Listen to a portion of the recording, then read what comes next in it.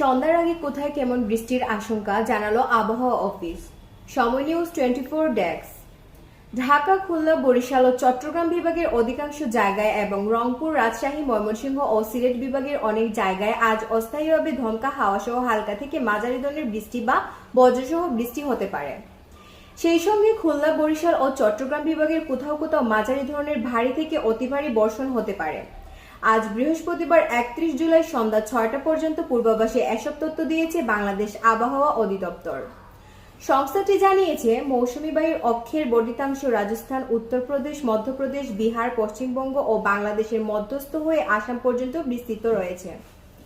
এর একটি বর্ধিতাংশ উত্তর বঙ্গোপসাগর পর্যন্ত বিস্তৃত।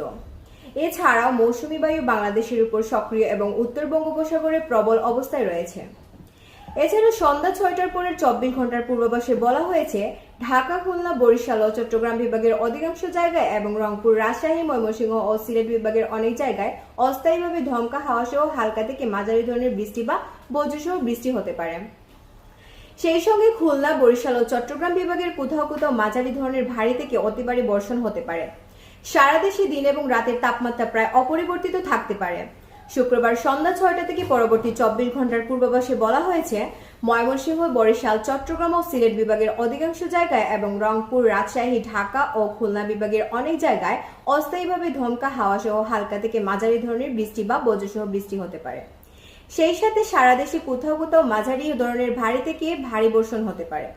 সারা দেশে দিনের তাপমাত্রা সামান্য কমতে পারে এবং রাতের তাপমাত্রা প্রায় অপরিবর্তিত থাকতে পারে। এছাড়া বর্ধিত 5 দিনের বৃষ্টিপাতের প্রবণতা অব্যাহত থাকতে পারে বলেও জানিয়েছে আবহাওয়া অধিদপ্তর।